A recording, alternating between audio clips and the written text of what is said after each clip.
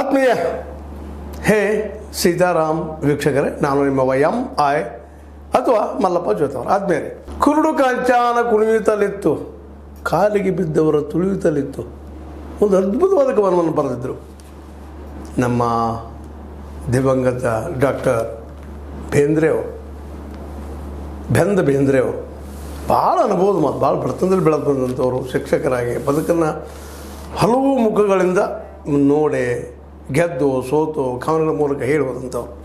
ಕುರುಡು ಕಾಂಚಾನ ಕುಣಿತಲಿತ್ತು, ಕಾಲಿಗೆ ಬಿದ್ದವರು ತುಳಿತಲಿತ್ತು. ಕುರುಡು ಕಾಂಚಾನ ಆ ಕವನವನ್ನು ನೀವು ಓದ್ತಾ ಹೋದ್ರಪ್ಪ ಅಂದ್ರೆ ಎಷ್ಟು ಬಲಿಷ್ಠಪ್ಪ ಈ ಕಾಂಚಾನ. ದುಡ್ಡು ಮತ್ತು ನೋಡ್ರಿ, ಒಬ್ಬ ನ್ಯಾಯಾಂಗಪತಿ, ಅದು ದೆಹಲಿ ಹೈಕೋರ್ಟ್ ಜಡ್ಜ್ ನ್ಯಾಯಮೂರ್ತಿ ಯಶವಂತ್ ವರ್ಮಾ ಅವರ ಮನೆಯಲ್ಲೇ, ಅವ್ರ ಸ್ಟೋರ್ ರೂಮ್ನಲ್ಲೇ ನೋಟುಗಳ ಕಂತೆ ಸುಟ್ಟು ಹೋಗೋದಿದ್ದು, ಬೆಂಕಿ ಹತ್ತು ಏನೋ ಆಯಿತು ಅಂಥೇಳಿ ಒಂದು ಆರೋಪ ಬರ್ತದೆ.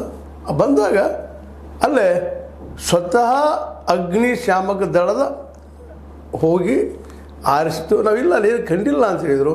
ಬಟ್ ನಂತರದ ಅಲ್ಲಿಯ ಸುಪ್ರೀಂ ಕೋರ್ಟ್ ನೇಮಿಸಿದಂತಹ ಒಬ್ಬ D.K. ಉಪಾಧ್ಯಾಯ ವರದಿ ಪ್ರಕಾರ ಇವಾಗ ವೈರಲ್ ಆಗಿದೆ ಸುಟ್ಟು ನೋಟುಗಳ ಬಗ್ಗೆ. ಅಲ್ಲಿ ಕಂತು ಕಾಣ್ತಾ ಇದ್ದಾವೆ ಅಂತೇಳಿ ಅದು ವೈರಲ್ ಆಗ್ತಾಯಿದೆ ಇವತ್ತು. ಅಂದ್ರೆ ನ್ಯಾಯಾಂಗ ಸಹಿತ ಇವತ್ತು ಏನಾಗಿಬಿಟ್ಟಿದಪ್ಪ ಅಂತಂದ್ರೆ, ನಾವು ಇಲ್ಲಿವರೆಗೆ ಆರೋಪ ಮಾಡ್ತಾಯಿದ್ವಿ, ಅದನ್ನು ಅಲ್ಲಗಳಿತಾರೆ. ಆಮತ್ತು ಬೇರೆ ನ್ಯಾಯಮೂರ್ತಿ ವರ್ಮ ಅವರು ಅಲ್ಲಗಳಿತಾರೆ. ಅದರೊಂದು ವಿಶೇಷ ಪವರ್ ಅದವರು ತಪ್ಪಿಸ್ಕೊಳ್ಳಿಕ್ಕೆ. ಅದಕ್ಕೆ ಕೆಲವೊಮ್ಮೆ ಇವ್ರ ಮೇಲೆ ರಿಸ್ಟ್ರಿಕ್ಷನ್ ಬೇಕಪ್ಪ ಅಂತ ಅನ್ನಿಸ್ತದೆ. ಅವರು ಮನುಷ್ಯರಲ್ರಿ ನ್ಯಾಯಾಂಗ ಅಂದ್ರೆ.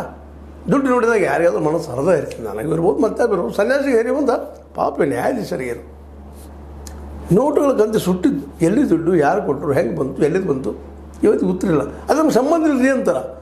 ಅಲ್ರಿ ಇವ್ರ ಸ್ಟೋರ್ ರೂಮ್ನೊಳಗೆ ಇನ್ನೊಬ್ಬರು ತಂತ ದುಡ್ಡು ಅಷ್ಟು ಆ ಪ್ರಮಾಣದಲ್ಲಿ ಇಡೋಕ್ಕೆ ಹೆಂಗೆ ಆಗ್ತದೆ, ಹೆಂಗೆ ಸಾಧ್ಯದ? ಇದು ಜನಸಾಮಾನ್ಯ ಗೊತ್ತಾಗೋದ ವಿಷಯ. ಇದು ಈ ಎಲ್ಲ ದಿಶೆಯಲ್ಲೇ ನಮ್ಮ D.K. ಉಪಾಧ್ಯಾಯ ಅವರು, ನ್ಯಾಯಮೂರ್ತಿಯವರು, ಮುಖ್ಯ ನ್ಯಾಯಮೂರ್ತಿ ದೆಹಲಿದು ಹೈಕೋರ್ಟು, ಅವ್ರು ತಮ್ಮ ವರದಿಯನ್ನು ಈಗ ಸಲ್ಲಿಸಿದ್ದಾರೆ. ಅದಕ್ಕೆ ಒಂದು 3 ಮಂದಿ ಆಯೋಗ ನೇಮಿಸಿದ್ದಾರೆ. ತನಿಖೆ ಮಾಡ್ರಪ್ಪ, ಇದನ್ನು ಒಂದು ಹಂತಕ್ಕೆ ತಂದು ನಿಲ್ಲಿಸ್ರಿ ಅಂತ. ಯಾಕಂದ್ರೆ ಮಾಧ್ಯಮದಲ್ಲಿ ಇದೆಲ್ಲ ಸುದ್ದಿ ಅಂದರೆ ಇವತ್ತು ನಿನ್ನೆ 6 ಗಂಟೆ ಆದಂದಿನಿಂದ ಇದೆಲ್ಲ ಸುದ್ದಿ. ವರ್ಮ ಅವರು ಅಲ್ಲಂತಾರೆ, ಇವರು ಹೌದಂತಾರೆ, ಹೌದಂತಾರೆ. ಮೊದಲು ಅಗ್ನಿಶಾಮಕ ದಳದ ಹೆಡ್ಡ ಇಲ್ಲರಿ ಅಲ್ಲಿ ನಿಲ್ಲ ಅನಿಸಿದ್ರು. ನಂತರ ಈಗ ವೈರಲ್ ಆಗಿದೆ ಪೂರಾ ಸುದ್ದಿ. ಆ ನೋಟ್ ಸುಡುವಂಥ ದೃಶ್ಯಗಳು ಎಲ್ಲ ಕಡೆ ವೈರಲ್ ಆಗ್ಯದ. ಈಗೇನು ಹೇಳ್ತಾರೆ ಅವರು?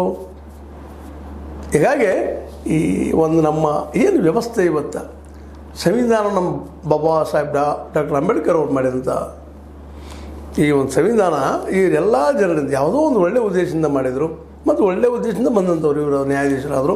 ಆದರೆ ಈ ರೀತಿ ದುಡ್ಡಿಗಾಗಿ ಬೆನ್ನತ್ತಾ ಇದ್ದಾರೆ. ಮತ್ತು ಮೇಲೆ ಸುಳ್ಳು ಹೇಳೋದು ನಮಗೆ ಸಂಬಂಧಿಸಿದ್ದಲ್ಲ ಅನ್ನುವಾಗ ಸುಳ್ಳಿದ್ರೂ ಇರ್ಬೋದು, ಆಮದು ಬೇರೆ ಪಾಲ್ಗೊಳ್ಳಿಕ್ಕೆ ಆಗೋದಿಲ್ಲ.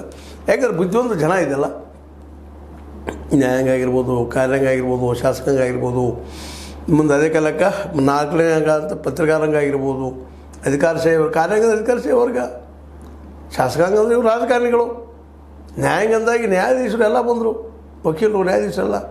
ಇವತ್ತು ಸ್ವತಃ ಅನೇಕ ಜನರನ್ನ ಮಾತಾಡಿಸಿದ್ದೀನಿ. ನ್ಯಾಯಾಂಗ ಸಂಬಂಧಿಸಿದಂಥ ನ್ಯಾಯಾಧೀಶರಾಗಿರ್ಬೋದು, ಸ್ವತಃ ವಕೀಲರನ್ನಾಗಿರ್ಬೋದು, ಒಳ್ಳೊಳ್ಳೆ ವಕೀಲರು ಸಹಿತ ಮಾತಾಡಿಸಿದ್ವಿ. ಇಲ್ಲರಿ ಎಲ್ಲೂ ಎಲ್ಲ ಕರಪ್ಟ್ ಆಗಿದ್ದಾರೆ ಅಂತ. ಅಲ್ಲ, ಇವ್ರ ಮನೇಲಿ ದುಡ್ಡು ಬಂದು ಬಿದ್ದರೆ ಇವತ್ತು ನಮ್ದು ಅಲ್ಲ ಅಂತ ಹೇಳ್ತಾರೆ. ಎಂಥ ದಾಷ್ಟ, ನಮ್ಮ ಮಕ್ಕಳು ಇಟ್ಟರೆ ನಾವು ಇಟ್ಟರೆ ಯಾರು ಇಟ್ಟರೆ ಅಂತ ಹೇಳ್ತಾರೆ. ಹೆಂಗೆ ಹೇಳಿಕ್ಕೆ ಸಾಧ್ಯದ? ಏನು ಯಾರೋ ತಂದು ಸುರಿವಿದ್ರ ಅವರಲ್ಲ ಅಂತಾರೆ. ಇಲ್ಲ, ಯಾರು ನಮ್ಮನ್ನು ಟ್ರ್ಯಾಪ್ ಮಾಡಿಸೋಕೆ ಮಾಡಿದ್ದಾರೆ. ತನಿಖೆ ಆಗಬೇಕು, ಆಳ ತನಕ ಆಗಬೇಕು ಅಂತಾರೆ. ತನಿಖೆ ಆಗಲೇಬೇಕು. ಮುಚ್ಚಿ ಹೋಗ್ಬಾರ್ದು ಇವೆಲ್ಲ. ಯಾಕೆ ಮುಚ್ಚಿ ಹೋಗ್ಬಾರ್ದು ಅಂದ್ರೆ ಇವತ್ತು ನ್ಯಾಯಾಂಗ ಶುದ್ಧ ಆಗಬೇಕಾಗ್ಯದ. ಕಾರ್ಯಾಂಗ ಅಥವಾ ಶಾಸಕಾಂಗ ಎಲ್ಲ ಇವತ್ತು ನರ್ಮಾಗಿ ಹೋಗ್ಬಿಟ್ಟಿದಾವೆ. ಕಾರ್ಯಾಂಗ ಇರ್ಬೋದು, ನ್ಯಾಯಾಂಗ ಇರ್ಬೋದು, ಅದೇ ಕಾಲಕ್ಕೆ ಶಾಸಕಾಂಗ ಅಂತ ಪ್ರಶ್ನೆನೇ ಇಲ್ಲ. ಕಾನೂನು ಹೊರ ಮಾಡೋರು, ಕಾನೂನು ಮಾಡೋಂಥವ್ರು ಯಾರಪ್ಪ ಅಂದರೆ ಇವತ್ತು ಕಾರ್ಪೊರೇಟರ್ ಹೇಳಿದಂಗೆ ಕೇಳುವಂಥ, ಕಂಪ್ನಿಗಂತ ದುಡ್ಡು ತೊಗೊಳ್ಳೋವಂಥ, ಸಹಾಯ ತೊಗೊಳ್ಳೋಂಥ, ಪಾರ್ಟಿ ಫಂಡ್ ತೊಗೊಳ್ಳೋಂಥ ಜನ ಕಾನೂನು ಮಾಡ್ತಾರೆ. ಹೀಗಾಗಿ ಬಡ ಜನರ ಪರವಾಗಿ ಕಾನೂನು ಬರೋದು ಭಾಳ ಕಡಿಮೆ. ಏನೋ ಅಂಬೇಡ್ಕರ್ ಅವರು ಸಂವಿಧಾನ ಬರೆದಿಟ್ಟು ಹೋದ್ರು ಅಂತೇಳಿ ನಮ್ಮೆಲ್ಲ ಬದುಕಿ ಅಡ್ಡಿ ಇಲ್ಲ, ಒಂದು ಹಂತದವರೆಗೆ ಅಡ್ಡಿ ಇಲ್ಲ ಅಂತೇಳಿ. ಅದು ಅವ್ರಿಗೂ ಸಾಧ್ಯ ಆಗಲಿಲ್ಲ. ಅಂಬೇಡ್ಕರ್ ಅವ್ರಿಗೂ ಸಹಿತ ಒಂದು ಮಾತನ್ನು ನಾವಿಲ್ಲಿ ಮರ್ಯಾದೆ ದಾಖಲಿಸಬೇಕಾಗ್ತದೆ. ಆರ್ಥಿಕ ಸಮಾನತೆಯವರಲ್ಲಿ ಅವ್ರು ಸೋತು ಬಿಟ್ರು ಪಾಪ. ಅದು ಹೇಳಿದ್ರು, ನಾನು ಆರ್ಥಿಕ ಸಮಾನತೆ ತರಲಿಕ್ಕೆ ಆಗಲಿಲ್ಲ, ನನಗೆ ರಾಜಕೀಯ ಸಮಾನತೆಯನ್ನು ತೊಗೊಂಡು ಬಂದೆ. ರಾಜಕೀಯ ಸಮಾನತೆ ಒಬ್ಬರಿಗೊಂದು ಮತ, ಯಾರೂ ಇರಲಿ, ಬಡವರಿರಲಿ, ಶ್ರೀಮಂತರಿರಲಿ, ಯಾರೂ ಇರಲಿ, ಹುಚ್ಚು ಅಂತ ಇಲ್ಲ, ಮತದಾನ ಯಾರೂ ಇದ್ದರೂ ಎಲ್ಲರಿಗೂ ಒಂದು ಸಮಾನತೆ ತಂದರು ರಾಜಕೀಯದಲ್ಲಿ. ಆದರೆ ಆರ್ಥಿಕದಲ್ಲಿ ತರಲಿಕ್ಕೆ ಆಗಲಿಲ್ಲ. ಯಾಕಂದರೆ ಮೊದಲಿಂದ ಪಟ್ಟಭದ್ರ ಹಿತಾಸಕ್ತಿಗಳಿಲ್ಲ ತಮ್ಮ ಕೈಯಲ್ಲಿ ಒಂದು 10% ಜನ ಅಥವಾ 15% ಜನ ಇಡೀ ಆಡಳಿತ ವ್ಯವಸ್ಥೆ ನಮ್ಮ ಕೈ ತೊಗೊಂಡು ಕೂತ್ಬಿಟ್ಟಿದ್ದಾರೆ. ಹಾಗಾಗಿ ಅದನ್ನು ಮಾಡಲಿಕ್ಕೆ ಆಗಲಿಲ್ಲ. ಅದ್ರ ದುಷ್ಪರಿಣಾಮಗಳು ಇವತ್ತೆಲ್ಲ ನೋಡ್ತಾ ಇದ್ದೀವಿ ನಾವು. ಸಂವಿಧಾನದ ದೊಡ್ಡ ದೋಷ ಏನಪ್ಪ, ಸ್ವತಃ ಅಂಬೇಡ್ಕರ್ ಒಪ್ಕೊಳ್ಳೋಂಗ ನಾನು ಆರ್ಥಿಕ ಸಮಾನ ತರಲಿಕ್ಕೆ ಆಗಲಿಲ್ಲ ಅಂತೇಳಿ. ಹೀಗಾಗಿ ಪಾಪ ಒಂದು ಓಟ್ಗೋಸಿದ ಮಾರಾಟಕ್ಕೆ ಇದಾವೆ ನಮ್ಮಲ್ಲಿ 500ಕ್ಕೋ 1000ಕ್ಕೋ ಗ್ಯಾರಂಟಿಗೂ ಮತ್ತದಕ್ಕೂ ಮಾರಾಟ ಆಗ್ತಾ ಇದ್ದಾವೆ. ಈ ಗ್ಯಾರಂಟಿ ಚರ್ಚೆ ಬರಬಾರದಿಲ್ಲ ನಮ್ಮಲ್ಲಿ. ಯಾಕಂತಂದರೆ ಸಂವಿಧಾನ ವಿರೋಧಿ ರೊಕ್ಕ ಕೊಟ್ಟು ಹಾಕಿಕೊಳ್ಳೋದಲ್ಲ.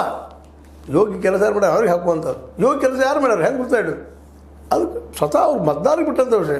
ಅದ್ರಲ್ಲಿ ನಾವು ಎಂಟ್ರಿ ಆಗಿ ನಾವು ನಿಮ್ಗೆ ಸೀರೆ ಕೊಡ್ತೀವಿ, ಕುಬ್ಸ ಕೊಡ್ತೀವಿ, ರೊಕ್ಕ ಕೊಡ್ತೀವಿ, ಸರಾಯಿ ಹಚ್ತೀವಿ, ಗ್ಯಾರಂಟಿ ಕೊಡ್ತೀವಿ, ಮತ್ತೇನು ಕೊಡ್ತೀವಿ ಅಂತ ಆರಿಸಿ ಹೋಗ್ತಾರಲ್ಲ, ಇದು ಏನಿದು ಪ್ರಜಾಪ್ರಭುತ್ವ ಕೊಲೆ ಅಲ್ವಾ? ಇದನ್ನು ತಡೆಯೋದಕ್ಕೆ ಇವತ್ತು ನ್ಯಾಯಕ್ಕೂ ಸಾಧ್ಯ ಆಗಿಲ್ಲ, ಇದನ್ನು ತಡೆಯೋದಕ್ಕೆ ಕಾರ್ಯಾಂಗಕ್ಕೂ ಸಾಧ್ಯ ಆಗ್ತಾ ಇಲ್ಲ. ಮತ್ತು ಪತ್ರಿಕಾರಂಗಕ್ಕಂತ ಈಗಾಗಲೇ ಪತ್ರಿಕಾರಂಗ ನಾವು ಇವತ್ತಿನ ಮಾರಾಟ ಮಾಡ್ಕೊಂಡಿವೇನಪ್ಪ ಅನ್ನುವಂಥ ಪ್ರಸಂಗಕ್ಕೆ ಬಂದುಬಿಟ್ಟಿವಿ. ನಾವು ಮುಚ್ತಾ ಇದ್ವಿ ಎಲ್ಲ ಇಂಥ ಕೆಲಸಗಳನ್ನು. ಹೀಗಾಗಿ ಯಶವಂತ್ ವರ್ಮಾ ಅನ್ನುವಂಥ ನ್ಯಾಯಾಧೀಶರ ಸ್ಟೋರ್ ರೂಮ್ನಲ್ಲೇ ಈ ಕಂತುಗಳು ನೋಟು ಎಲ್ಲಿ ಎಷ್ಟು ನೋಟುಗಳು ಯಾರು ಅನ್ನೋದು ಇವತ್ತು ತನಿಖೆ ಆಗಲೇಬೇಕಾಗಿದೆ. ಅದಕ್ಕೆ ಒಂದು 3 ಜನ ನ್ಯಾಯಾಧೀಶರ ಒಂದು ಕಮಿಟಿಯನ್ನು ನಮ್ಮ ಖನ್ನಾ ಅವರು CJI ನೇಮಿಸಲೇಬೇಕು. ಅದನ್ನು ಹೊರಗೆ ತೆಗಿಲೇಬೇಕಾದ್ರೆ ಅವರು ಎನ್ಕ್ವೈರಿ ಮಾಡಿ ಅಂತ ಹೇಳ್ತಾ ಇದ್ದಾರೆ. ನಮ್ಮ ನ್ಯಾಯಮೂರ್ತಿ ಯಶವಂತ್ ವರ್ಮಾ ಅವರು ಉಪಾಧ್ಯಾಯರಂತೆ ಇಲ್ಲ, ಇದು ಒಬ್ಬರಿಂದ ಆಗುವಂಥ ವಿಷಯ ತನಿಖೆ ಪೂರ್ಣ ಆಗಲಿ, ಆಳದ ತನಕ ಆಗಲಿ, ಇದರಿಂದ ಯಾರಿದ್ದಾರೆ ಅದಕ್ಕೆ ಹೊರಗೆ ಬರಲಿ. ಸತ್ಯನದ ಇಲ್ಲ ಬರಬೇಕು, ಅದು ಬರ್ತದೆ ಅನ್ನೋ ದೊಡ್ಡ ಪ್ರಶ್ನೆ ಇಲ್ಲ. ಯಾಕಂದ್ರೆ ಅನೇಕ ಕೇಸ್ಗಳು, ಅನೇಕ ವ್ಯಾಜ್ಯಗಳು, ಅನೇಕ ಪ್ರಕರಣಗಳು ಇಲ್ಲಿ ಇತಿಹಾಸ ಮುಚ್ಚೋಗ್ಬಿಟ್ಟಿದ್ದಾವೆ ರೀ, ಹೊರಗೆ ಬಂದಿಲ್ಲ. ಇದು ಬರ್ತದನ ಎಲ್ಲೋ ಒಂದು ಲಾಲು ಪ್ರಸಾದ್ ಯಾವಂಥವ್ರದ್ದು ಏನೋ ಒಂದು ಸಿಕ್ತು, ಒಂದಿಷ್ಟು ಅಲ್ಲೇ ಇಲ್ಲೇ ಎಲ್ಲೋ. ಇವರು ನ್ಯಾಯಮೂರ್ತಿಗಳು, ಹೈಕೋರ್ಟ್ ನ್ಯಾಯಮೂರ್ತಿಗಳು, ಅದು ನ್ಯಾಯಾಂಗ, ಅದರಲ್ಲಿ ಶಾಸಕ ಹಸ್ತಕ್ಷೇಪ ಮಾಡಕ್ಕೆ ಬರೋದಿಲ್ಲ. ಕೊಲೇಜಿಯಮ್ ಅದದು, ಸುಪ್ರೀಂ ಕೋರ್ಟ್ ಹೆಡ್ ಇದ್ದಾರೆ CJI, ಅವ್ರು ಮಾಡ್ಬೇಕು ಇದನ್ನೆಲ್ಲ. ಈಗಾಗಲೇ ಅವ್ರ ಮೇಲೆ ಇವರು ಆರೋಪ ಮಾಡ್ತಾ ಇದ್ದಾರೆ, ಇಡೀ ನ್ಯಾಯಾಂಗ ವ್ಯವಸ್ಥೆ ಮಾಡಿ ಇದು ಯಾರು ತಂದು ಹಾಕಿದೋ ಅದಾಗಿಲ್ಲ ಮೊದಲು ಅಂತೇಳಿ. ಅದು ನಿಮ್ಮಲ್ಲಿ ಹೆಂಗೆ ಬಂತು ಅದು ನೀವು ಹುಡುಕ್ಬೇಕಲ್ಲ. ಈಗ ನಮ್ಮ ಮನೇಲಿ ಯಾರೋ ಬಂದು ಆದ್ರೆ ನಿಮ್ಮ ಮನೆ ನೀವು ಹೆಂಗೆ ಹೇಳಲಿಕ್ಕೆ ಸಾಧ್ಯ? ನಮ್ಮ ಮನೆಗೆ ಯಾರು ಬಂದು ನಾವು ಹೇಳ್ಬೇಕು, ಇಲ್ಲ ತನಿಖೆ ಆಗಬೇಕು. ಯಾರು ನಾವು ಇಲ್ಲದಲ್ಲಿ ಬಂದಿರ್ಬೋದು, ಇಲ್ಲಂತಲ್ಲ. ಮತ್ತು ಇದು ನೋಟುಗಳು ನಿಮ್ಮಲ್ಲಿ ಹೆಂಗೆ ಬಂದು ಇದು ಮೊದಲು ಆಗ್ಬೇಕಾಗಿತ್ತು. ಯಾರು ತಂದರು, ಯಾಕೆ ತಂದರು, ಹೆಂಗೆ ತಂದರು, ಎಲ್ಲಿ ತಂದರು, ಅವು ಯಾರೂ ನೋಟ ಇದು ಆಗಬೇಕಾಗ್ಯದ. ಇದು ಆಗುವ ಜೊತೆಗೆ ಶಿಕ್ಷಣ ಆಗಬೇಕಾಗ್ಯದ. ಒಂದು ವೇಳೆ ಯಶವಂತ್ ವರ್ಮಾ ಅವರು ನ್ಯಾಯಾಧೀಶರು ಇದರಲ್ಲಿ ಆರೋಪಿತರಾದ್ರೆ ಅಥವಾ ಅಪರಾಧಿ ಆದರೆ ಅವ್ರು ಶಿಕ್ಷೆ ಆಗಬೇಕು. ಶಿಕ್ಷೆ ಎಲ್ಲಿವರೆಗೆ ಆಗೋದಿಲ್ಲವೋ ಇಂತಹ ವರ್ಕ್ಗಳು ನಿಲ್ಲುವುದಿಲ್ಲ. ಈ ದುರ್ವ್ಯವಹಾರ ಅನ್ರಿ, ಅವ್ಯವಹಾರ ಅನ್ರಿ, ದುಡ್ಡಿನ ವ್ಯವಹಾರ ಅನ್ರಿ, ದುಡ್ಡು ಗಳಿಸೋ ವ್ಯವಹಾರ ಅನ್ರಿ, ವಾಮ ಮಾರ್ಗಗಳನ್ರಿ, ಮತ್ತೇನು ಅನ್ರಿ, ಲಾಂಚ್ ಅನ್ರಿ, ಮತ್ತೇನು ಅನ್ರಿ, ಇವು ನಿಲ್ಲುವುದೇ ಇಲ್ಲ. ಶಿಕ್ಷೆ ಆಗಲೇಬೇಕು, ಆಗೋದು ಯಾವಾಗ.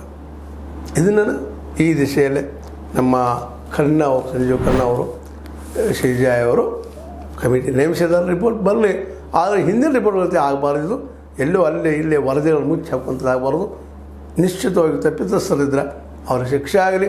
ಅದರಿಂದ ಇನ್ನುಳಿದ ನ್ಯಾಯಾಧೀಶರು ಭಯ ಹುಡ್ತದೆ, ಹೌದಪ್ಪ ಇಲ್ಲೇ ಕಾನೂನದ ಶಿಕ್ಷೆ ಅದ ಅನ್ನುವಂಥದ್ದು. ಎಲ್ಲಿವರೆಗೆ ಭಯ ಹುಟ್ಟುವುದಿಲ್ಲ ಕಾನೂನದ್ದು ಅಲ್ಲಿವರೆಗೂ ನಡೀತಾನೆ ಲಪಡಗಳು.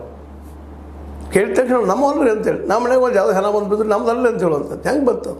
ಬೇಕಲ್ಲ, ಅಪರಾಧ ಹೆಂಗೆ ನಡೀತದೆ? ಅದಕ್ಕಾಗಿ ಈ ದಿಶೆಯಲ್ಲಿ ವಿಚಾರಣೆ ಸಮಿತಿ ರಚಿಸಿದ್ದು ಏಕೆ ಅಂಥೇಳಿ ಪ್ರಶ್ನೆ ಮಾಡೋದು ಉತ್ಕೃಷ್ಟ. ಇದು ಸತ್ಯ ಹೊರಗೆ ಬರಲಿ. ಯಾಕಂತಂದ್ರೆ ಅಗ್ನಿಶಾಮಕ ಸಿಬ್ಬಂದಿ ಬೆಂಕಿ ಆರಿಸುವ ಸಹ ಕಂಡು ಬರ್ತದಲ್ಲಿ ವಿಡಿಯೋ ಕಂಡು ಬಂದದ. ಹೀಗಾಗಿ ನೋಟುಗಳಂತೂ ಸುಟ್ಟವ. ಯಾರವರು ಸುಟ್ಟವರು ಯಾರು, ಯಾಕೆ ಸುಟ್ಟು, ಅದು ನ್ಯಾಯಮೂರ್ತಿ ಮನೆಯಲ್ಲೇ ಯಾಕೆ, ಅದು ಸ್ಟೋರ್ ರೂಮ್ನಲ್ಲೇ ಎಲ್ಲಿ ಬಂದು ಹೆಂಗೆ ಬಂದು ಅನ್ನೋ ಎನ್ಕ್ವೈರಿ ಆಗಿ ಜನಕ್ಕೆ ಗೊತ್ತಾಗಿಲ್ಲ ಅಂತ ಹೇಳ್ತಾ, ಇದು ನಿಮಗೆ ಲೈಕ್ ಆಗಿರ್ಬೋದು. ಲೈಕ್ ಮಾಡಿ, ಶೇರ್ ಮಾಡಿ, ಕಾಮೆಂಟ್ ಮಾಡಿ, ಜೊತೆಗೆ ಸಬ್ಸ್ಕ್ರೈಬ್ ಹೋಗ್ಬರ್ರಿ. ಯಾತ್ ಸೆಕ್ಷನ್ ನ್ಯೂಸ್ ಅರ್ಥಾತ್ ಸತ್ಯ ಕೈಗಳಲ್ಲಿ ವಂದನೆಗಳು.